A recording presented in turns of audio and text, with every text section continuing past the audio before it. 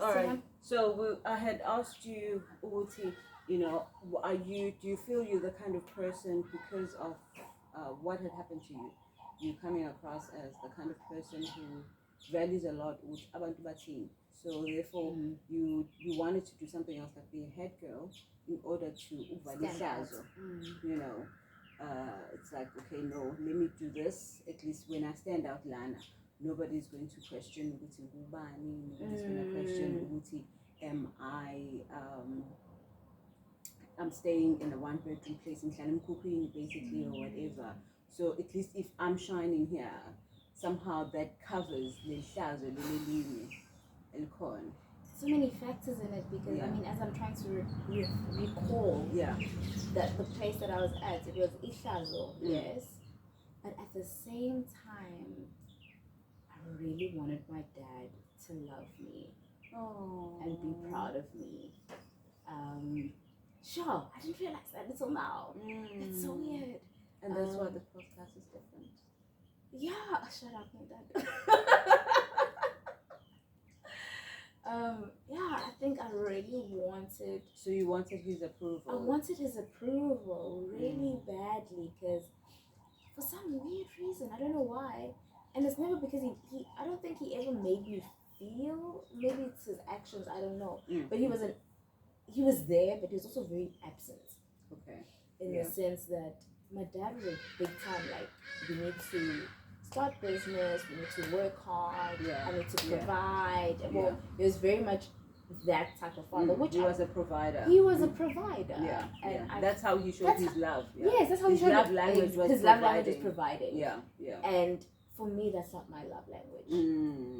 And besides him always shouting and all that thing, and people always think we were close, but I was close to him on the outside view because I was scared. I felt like I could never open up to him, and I've always wanted that for us to have a real closeness. You know, and I felt like if I worked hard and I emulated some of the characteristics which he had, then the closeness would probably start to build. Right? So I guess my driving force was less about, as much as I cared what people thought. I think we should answer. No. Okay, I cared what people thought, but I also cared what he thought. You know, he was already like, why did you guys leave? And I mean, at the same time, I also wanted to. So were you seeing him at this point now? He came once. Mashlera, that hurts. Mashlera was. He was basically like, how can you guys leave such a lavish life? You know? And for me, it was like, I wanted my mom to be free. I wanted my mom to be free. But did you tell him that though then? Of course not. I was shit scared. I was shit scared. And I think the primary thing is, as Ukula, are we getting that? As a black child, are we getting that? Oh yeah, it's like yes, you can see it. You can see it. Uma would talk to me about it. I would never add my 2 cents about it. Like it was like I was just literally there to experience the situation, but my input was not needed. You know. So so he would laugh and be like, Nishileni, and then he'd be like, you know, you can come back. And I'm like, yeah, but I can't come back. I mean, Uma's here, and she's my mom. Think that she's my mom. So and I feel I shouldn't say safer in the sense of security. I felt safer in the sense of I can be myself around Uma. Whereas him, I felt like I had to put up a facade a little bit, you know, and be someone you know, someone he can approve of, which for me felt very draining. Like guys, I'll give you an example. Like outside, you have a mom, dad, right? Everything looks great, perfect. Shabalala would go out, relax, watch TV, seasons of no mind. The moment we hear the gates, that would go on. Oh my God. So far. Make sure that his food is ready on the table. What are we watching on TV? We make sure we've got appropriate programs, no soapies. Like, it was a mess. That's a mess. It's like waiting for someone to, okay, you're here. Literally. Like, we were always on the edge. Imagine. Always on the edge. Like, always when on the are edge. you leaving? And then the moments when I guess he had routine. Wahamba extend go buy whatever supermarket, whatever it was at the time. Wahamba extend something about 5 or whatever, over the store, check on his workers, blah blah blah. And then he'd come back once and me something about 1, 2 Anjena, and then I hand the other way late in the evening, which was 6 or 8 or so. Yeah. Whatever it was, 6, 7, whatever it was.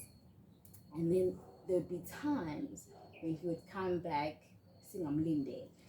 Those moments were the worst. Because for sure we were up to no good. As far as he was concerned. The house was not cleaned yet. Ezekiel was probably sitting around. His food was probably not ready. Maybe I snuck in a friend at the time, one of the friends that I was allowed to have, but I didn't ask for permission. So I mean, it was just about chaos. Guys, it was a lot of chaos today. So if he was out of routine, it would be a real mess. So Nangakula like that, always on the edge, always waiting for the glass to break or to get caught out or whatever it was. So there was a lot of fear in the whole situation, which I've carried in my life up until now. I still jump. If you ever noticed lately, when someone comes in or when someone comes in unexpectedly, it's because of that. I just like all these things I'm remembering now. It's subconsciously built in me to fear when something happens unexpectedly, regardless of what it is. So has that made you to almost pre-think easing though?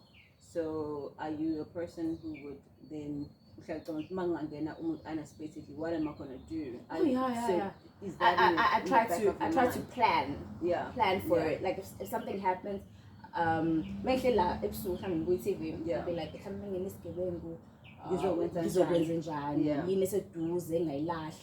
what I want to, how can I get attention? How can I get help? Like those things, I think about those things. I definitely when I'm driving on the road, I think about those things. Like I'm always like on the lookout for things. So I must say that just made me a little bit more conscious of my surroundings. But which is a good thing because people would just walk around or drive around. You know, like even when people are being hijacked. Literally if mirrors sometimes somebody's trying to sneak in or whatever, but because either they're on the phone or so they're not aware of their surroundings, or if like moto as well. Most of the time when you're going to have an accident, it's normally because like you're unaware of like what's happening, you're in your own zone. Exactly. No, I get what you're saying. I mean, for me, it's good and bad. It's good in the sense that you feel you're able to protect yourself if something goes wrong. But because that's how I'm built, I think because I have a girl child who's completely opposite to me and very carefree, I feel like I'm enforcing my fears onto her. And that brings a lot of push and pull, and I'm reshaping her personality by doing that, you know. I mean, I notice it, and I don't know. Sometimes I don't know how to stop it because I'm always like, you need to be sharper. I mean, things can go wrong, dude. Like, be sharp. Like, think on your feet, you know. And she's not like that. She's very carefree. She's like, she is. Life is so great. Life is amazing. Like, everything is magical. She's singing in the rain, and like life is just perfect. I'm like, girl, you're singing in the rain. It's like you sound like one of those moms. Like a kid will come with balloons. Oh, we're flying. Like, pop, pop, pop. No, pop, pop, pop. That balloon. Basically, that's me. Face reality. I'm the fun sucker. Face reality.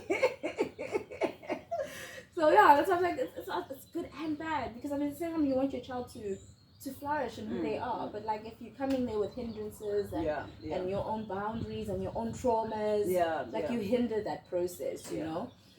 So yeah, but I'm working on it. Did you ever get? You had said you had wanted your dad's approval, hence you wanted to do well. Do you ever think he ever it may not be at that time, it could be later on, but do you ever think he gave you that almost hurrah, like well done, I'm so proud, you did so well, you did well in matric, you're doing well in your career, you became prefect, head girl, like did he ever give you that? And how did that actually make you feel if he actually did? Sure. I don't know why this is coming to mind. I remember in my final year matric, I had the head girl speech, right? Yeah. He was late for it. My dad was late for everything. He was late for his own mom's funeral. He was late for everything. So he was late for that, and it was a really great speech. I didn't know it at the time, but after the speech, everybody was like, "You did so well." Yeah, it was. Yeah. And he came, I think, towards the end of it. Well, he hardly heard much. And then one of the parents, I remember, came up to him and said, "Wow, your daughter is like amazing. She spoke so well, and you must be so proud." And he came and he told me that parent had said that. He didn't say, "I'm proud of you," in that moment. Yeah. Okay? But it's my dad, so I was like, "Okay, lady Andre." And then later in life, I think, obviously we grew distance. Yeah. A lot of other issues came in there. Later in life, he was like, when I needed him, there was a moment where I needed him to help me financially as an adult now. And this guy, and then he was like, "Oh, I didn't really think you needed me. You know, I thought you were lying just to get money out of me." Oh. You're my dad. Yeah. And then later in life, after that incident, he came and he apologized. Okay. About that. And about that sentence saying about having thought that way. Yeah. And he's like, "I'm really proud of who you've become." Okay. Right. All right. I can't say that it made me feel nice. Is it? Because I can say it felt like a little too late. Like, I'm glad for you, but I had to go through so much. Yeah, you could have said this 10 years ago. And I'm only getting it now. So I was like, because I'm a peaceful person, for the sake of peace, I was like, cool. Okay. You know, let's see how we can work on this relationship. But I can honestly say, like, I was like, this is just a little too late for me. Like, I don't know if I care. If it matters to me anymore, I don't think it does. But it's nice to hear it. Okay. But do you think if he had said it at that time, back then, at high school or whenever, do you think it would have mattered to you? I think it would have mattered for sure. But at the same time, if it had come that early, I don't think I would have pushed myself as hard. Because the whole time you keep pushing, recognize me, exactly. See me, so that was my major motivation. Yes, that was my major motivation. Like I'm making it in life regardless of whatever life has thrown at me. Nobody's fault or whatever, but those are the challenges I had to go through. But it was my motivation. Like, you are going to acknowledge me, you are going to see me, you're going to see how great I really am, how hardworking I really am. And when it did, I was just like, Do you still think even now you still work towards getting his approval?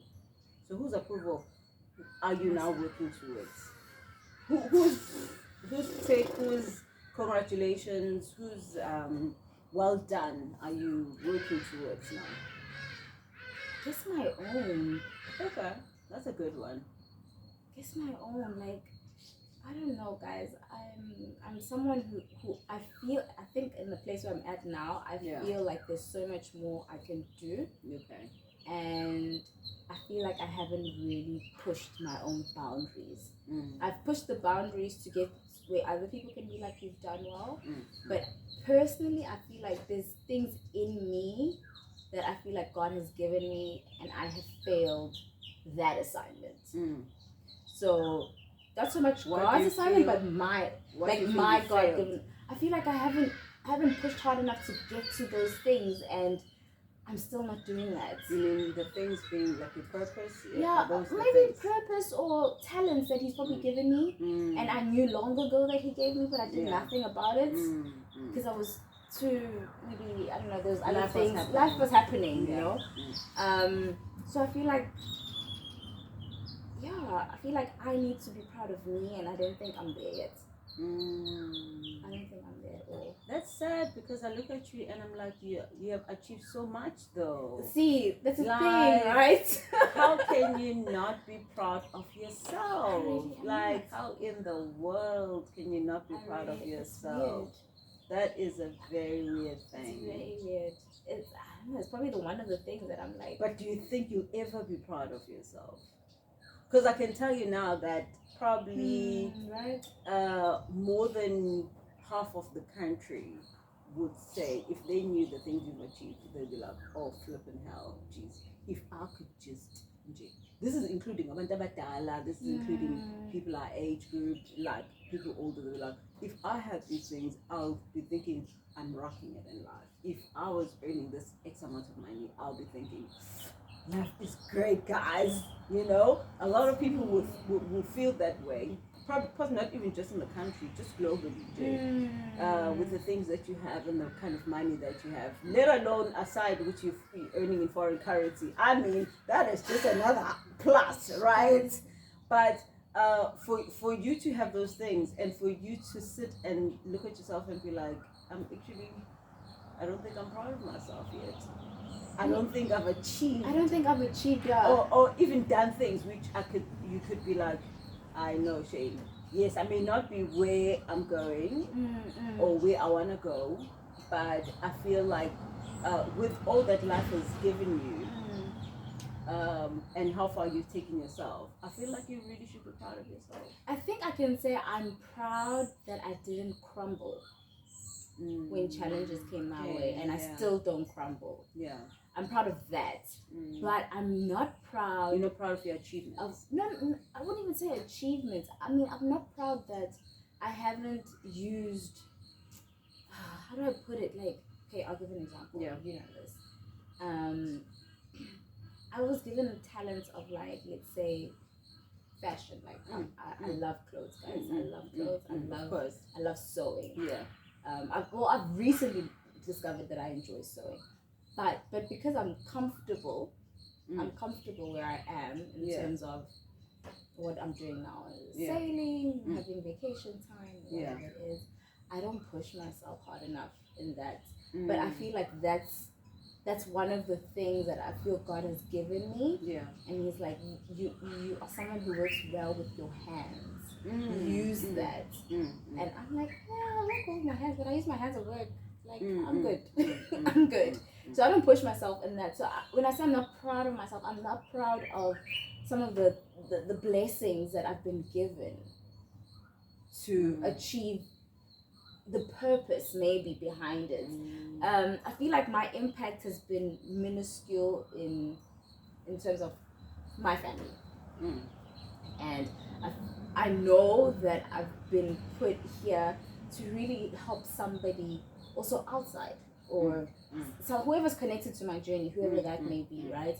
And I don't think, I wonder sometimes if I'm going to reach that person on the outside. Because I'm like, guys, life is great. I'm not going to lie. Yeah. Life is good. I mean, we own a home. We have the basic needs that every human being strives for, right? Yeah. And because I have those basic needs, I'm kind of like, I don't know if I should push too hard to other things. You know. But I don't think you should be too hard on yourself, because life is mover to a certain point, because based on how we grew up and how everything that was thrown to us, to a certain point, in order for us to now realize, I'm at this certain point, but ngiyabona ngathi khona ezinye izinto enginazo that I have giftings for, like sewing, like clothing, fashion. Because probably if you ask the 15-year-old you now, who do you want to be? Fashion was probably not going to be a list. Nothing was on that list. Like, listen, nothing was on that list. Yeah, but not. So because of that, I mean, where I am in life, that was not even on the list. On the list, right? So I don't think that you should be hard on yourself. I haven't done ABC, I haven't started on this, but you should be like, life has taken me to this point, and at this point in your life, and you shouldn't be hard on yourself about it. at this point in your life, you should be like, now I'm seeing am I giftings, because I feel am I giftings I feel in stages. Abanye, you find ukuthi from Mutemnane, you know, like maybe the Gucci family, they knew from a young age, you know, this is what I want to do, this is who I want to be. Like Chanel, like the lady always knew was about sewing, but doing clothes, blah blah blah. She was always about that. But that, for her and Miss Katsake, that's how it gifting yaki came. But it doesn't mean Uguti, because she became big and the Chanel brand became big long after she's gone and it's still doing great. It doesn't mean that if, for instance, if you start a brand, it will not do just as good or even better than Chanel. You understand? When we think about Cornel Sanders with KFC, I mean, he got the recipe in his 60s. You know, literally, someone else would be like, oh, at this late age of my life.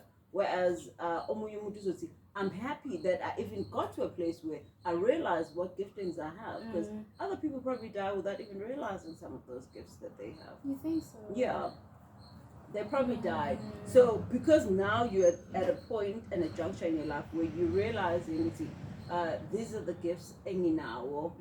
This is something else that I'm good at, that I love, that I could actually do, that I could actually make something out of it. Now the onus is now up to you. It wasn't up to you then, because then you're being alafi. Yeah. But the time is now for it. Now what are you doing about it? Yeah, but now what are you action also it's a mind towards getting that done, towards doing that for yourself. I hear you. I hear you. Yeah. I suppose you're right. I mean, because I've just always had this thing about life that if you're not moving towards something, you're moving towards nothing. Yeah. And right now in life, I feel like I'm at a place where I'm like, I'm not moving towards something. I'm going through the motions. I'm working. I'm whatever, providing whatever it is, you know. And I'm trying to transition in a different space, career-wise, but I don't feel motivated. Even in that transition to that other space, you know. And that's my issue, I think. I think that's my issue. Yeah, I think that's very, very much my issue. And yes, I've been given the time to discover my talents, but it's also like, but what must I do with it? But take action towards that. Yeah, I mean, I will do it for myself, but I mean, I don't see the. Maybe I think that's the thing. I mean, they always say, it's about taking the first step. But you must take the one first step, and then take another step, and then take another step. Yeah. I think I'm more of a person. I want to see what the end looks like, and then at least I know what it is I'm working towards. You know. But what about you? You create your own ending. What do you want your ending to be? Because I'm gonna take you back to something you just said now, in this interview, in this talk. When you were in high school, it was when you were in grade 10 or 11 where you decided that you want to be head girl. You created that ending. You were like, right. And then you started mapping my steps. It's okay, so because that's where I want to go. I know this is what I need to do in order to get there. So I think you need to create your own ending as to, okay, if for instance we're making a fashion as an example, if you're like, I want to create a fashion house. I want to be, I mean, I was just telling you the other day, funny enough, about Utebe Makuku, who's been signed with Adidas, and as well as Rich Nisi, who's also been signed with Gucci, and as well as Adidas, I believe, as well. And I mean, you probably, if you talk to them, they'll be like, whatever, and I could see what's my ending if you get up. So you need to decide where now, what do you see? You know, you want to be a local brand, you want to be just the brand in the Ezo Konsatina around the Pela. Do you want to go all the way international? You want to see fashion for yourself? But you decide, because from what I pick up, Mina, from your life and what you said now and other things we said prior to being online, is you've always mapped out what's in and then you work towards that. It. So I think you're probably at a juncture where you need to decide what's le goal you often work towards. And I believe whatever goal that is that you set for yourself, you're definitely going to hit the mark. That's true. I mean, that's actually very true. That you definitely when I recall, when I think about my life, like when I've said I want to get to a place, I mean, I do get there. I do get there. Regardless of if it's me or Abanteng Hambanabo or whatever it is, whatever those forces are, once they all combine towards a movement, I do get there, and I think I haven't really been intentional about where I want to go next. So I think that's why I'm a little bit stuck. I'm feeling stuck at least. And that's why I probably come with that whole thing of me not being proud of myself. It's the discontentment of not knowing what it is I want going forward. So I think it's that. So something I'll definitely look. So now you're gonna look into basically. I think I just needed clarity. Clarity and I became that. Yeah, for me. Good for you. So I wanted to ask, looking at how you grew up, to go back to you at 10, 11, and looking at how you're raising your daughter now, before you bring her in, but think about like impilo yakho from the time you were just being raised by your mom, by your dad, staying in Mlazi, the opportunities that you thought you had, the life that you were living, and the surroundings of growing up in Mlazi and Elokishini, and how now in 2022 how Ulwandle is, and the things that how she is as a person, but also how she is compared to you at her same age. Like what's that like? Because then I also want to delve into Uguti, how are you raising Ulwandle with all that's all that's happening now compared to how you felt that you were raised? It's so funny, when our parents are raising us, somehow we think we know it all. Of course. So we know it all. It's a lie. It's a lie. The same way they're winging it, I'm winging it. Just winging it. I am winging it. I'm really winging it. So when I was her age, which is basically 10 and 11, that was the year I actually went into private school. Okay. So I went into private school, having come from a school where I was the only black child. Okay. In the class. And then I went to a school where I'd say there was predominantly quite a lot of black people, predominantly quite Indians. It was a very multicultural school. I went into that setting with a lot of low self-esteem. In grade 8 now? This is 10, 11. Grade 1 is now. Okay, yeah. Because I went into Holy Family in grade 4. I was in grade 4. Oh, okay. Which is 10. Yeah, 10, yeah. So I was 10 and I went into Holy Family. I had a low self-esteem. I didn't like my body. I mean, I was always being called a stoodla. So all those things, all those elements affected me, right? And then I compare that to Ulwandle, my daughter, who's basically the same age. Complete opposites. Never let her see this. I'm so proud she's nothing like me. Okay. I'm so proud in that sense because she's very confident in her body. She is. I mean, she's going through other self-esteem issues, but when it comes, which is natural for also adolescents. Adolescents is very natural, but she is nothing like me. Like she's sporty, she's active, she's everything I want to be now. And probably wanted to be back then. But I didn't have the courage to do the things. And I didn't feel like qualified back then, So you disqualified yourself? I disqualified myself, definitely. But she does not disqualify herself. She does not. I think she's also very comfortable. So I guess you've done a great job in raising her. I'm winging it, guys. I wish I could take credit. I really can't take credit for anything like that became. When they say it takes a village, it takes a village. It's the village that raised her. I think maybe if I had some of that, like your elements is very much in Ulwandle, Ma's elements. I mean, there's so many different aspects, but I think it's that element because we are and it's a predominantly female household. Yes, there's so many different personalities and different way of looking at life, different ways of living life. I think that has shaped her to be who she is. For me, I don't think I had that. I don't think I had that. I mean, I had an aunt, but they were not really part of my life, like how you are. Like you're like a second mother to me. I don't think I had that.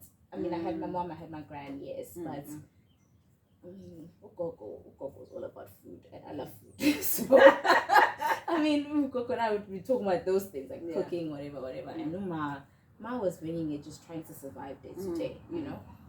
And those other elements where she had to primarily focus on Muzi, my brother. So I mean, so I didn't really form that relationship with her, where I can say maybe her personality shaped me. So I would definitely say I'm so proud of my child. So proud. But she must not see this video until late in life. Right. Otherwise it's gonna go straight to her head. So I know I'm proud that my insecurities were not passed on to her, because I think that's probably one of the most the more intentional things that I really wanted to make sure that doesn't happen, because those things do pass on generationally, you know. So I've also, because I know that's something I'm aware of, I've tried to build her self-esteem, so she doesn't suffer that journey, because guys, it's very crippling. It's very crippling to disqualify yourself in life before somebody else has, regardless of if other people have said things. But like just yourself, just myself. Once you're able to tell yourself that yes, I'm beautiful, or I'm worthy to do whatever such and such, then the rest, people will come. Yes, they will come, because it's life. But your inner being is already so powerful, because that's already been inbuilt in you. Then you'll conquer the rest. So I feel like she's very much there. Still cool, but yeah, I'm glad she's not like me when I was 10. And how are you raising her in this age of? I feel like kids these days they grow very quickly. Like zikula so fast. I mean, they have social media. There is peer pressure be very corner, but I feel social media, you know, adds to the mix of Izindo and stuff like that. And how you raising her in different from how you were raised. You know, what are some of the lessons that you felt this worked well for me, despite of the circumstances, and you implementing that in you raising her. You may not be conscious of it. I don't know if you can think of it. If there is certain things that that your dad, despite of how we've spoken about him now, it hasn't been bad. I'm very thankful for the father I had. I mean, the things that happened, but very thankful. I wouldn't be who I am without him. I'm very thankful for him. So what are some of those lessons that you are taking in from how you were raised, and you're saying these are still actually good, these are still relevant, I can still... I guess unconsciously I've been doing certain things, but I don't think I've been intentional that much. I mean, I try to... like I said, my dad is someone who really put the thing of being someone who works hard in life, right? He really put that in me, like from as young as possible. And it's so funny. So you gave me these, right? Faith and belief. And there's hope. That's the third one. He used to tell me that ngikula, like Bible. Like forget everything else in life. As long as you believe in yourself and you have faith and you hope that things will turn out right, it will. Like he used to say those things to me religiously. I would say I probably put parts of these, probably not completely, and probably now I'm realizing how intentional I actually need to be. I put the belief parts in Ulwandle. Ulwandle is a staunch believer. She is staunch. To the point I'm not even believing as much as she is. She's a staunch believer, and I think that's also helped her believe in herself when it comes to like the things that she wants to do, right? Faith, it's waving. It's waving. It's not great. But faith is not faith in something else. No, faith in herself. Yeah, faith in yourself. I think it's because she's at that age where it's like when you're a teenager and there's just so many factors, you know. Hormones are raging as well. Hormones are raging, and you start to care too much with people. I definitely say she had the faith element prior to where she is now, and then prior to adolescence. And then she became 10 and 11. I'm seeing like major changes. It's a whole different person in terms of how much she has faith in herself, you know. And I won't lie, it's concerning for me because I wonder how she's going to overcome it. But I do, one thing I am noticing that I do for her intentionally. Baba always told me that I must be careful who I surround myself with. And I've been trying to be very intentional in telling her that. Like, be careful of how people behave. Also, don't take it to heart. Because abantu abakhuliswa ngokufana. I mean, I have those conversations with her, and I'm glad my dad had those conversations with me because, I mean, I've lost so many friends in my journey, but I've also been okay with losing that many friends because I understood ukuthi abantu from him, ukuthi people are not here to stay forever in your life. And as you evolve as a person, there will be people that you shed off because you're not evolving in the same direction. So I think that's one of the things I want to instill in Yolanda because she's at the age where she's very sensitive to what friends think, how friends do things, and how many friends. Because when you're a kid, quantity matters more than quality. It's about I must just have lots. Like I must have lots of friends, so that lots of them can come to my party.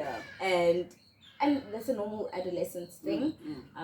But I'm speaking to her more that with her, it's okay like to not have those friends. It's okay that you'll lose a few friends here. It's okay to stand up to yourself, even if you think someone is your friend and then you realize they're not really your friend. So I mean, I'm having those conversations with her. So I think that's the phase in which I'm trying. I'm trying to get her away from abantu bazothini syndrome. So it's a tough one. It's a tough one because I mean, even as an adult, it takes you a long time to get over that. It takes you a really, really long time. And then last question before we decide whether we go live or not. Live. What? Not really. So last question. What would you say to your 15-year-old self? Because I feel like 15 is such a turning point of your life. If you had to go back now, right, and whether you appear as an old lady or as a friend, what are you saying to your 15-year-old self? What are you telling her at this point? Don't worry too much about life. Things always work out. Things always work out. Also, trust in the power that you have. Very powerful. Sure, that's gonna carry you to places you've never even dreamt of. That you never even dreamt of. Really trust in your own power. Try not to look at externally what's happening, but really look at internally what's going on with you. I think once you heal the inner child, I feel like everything else kind of just flows. And I don't think we take enough time to really heal our inner child. And our inner child's already, because it's still there. It's there. I mean, you carry the different phases of your life all the way to adulthood. And for some reason, when as a child, I think subconsciously I always knew that because I never wanted to grow up. I never wanted, like, I think every year when I was in grade 7 and grade 8, I'm like, oh no. Getting older. It wasn't so much about the age, it was, I always knew there would be so much more responsibility that's coming as an adult that would be expected from me. And that's probably one of the lessons I've told Ilanda is enjoy being a child. It is such a blessing to be a child, guys. Enjoy ukuthi you can run around and say what you want, regardless that it may hurt people, but enjoy that. Because when you get to adulthood, you start to worry too much. If I say something, are people going to think I'm stupid? If I say something, is it clever enough? Is it clever? Is it worthy enough? Am I saying it in the right way? You know? Am I hurting somebody when I say this? I mean, honestly, there's just so many aspects. And when you're a child, you just speak. You speak your mind. I mean, you're not concerned with whose feelings it's hurting, but it's the truth. It's the truth, right? And I think, oh my gosh, I think I would tell myself as a child, it's okay to not want to grow up. It's okay. Enjoy it. And be okay with where you are. Be okay that you're in this experience.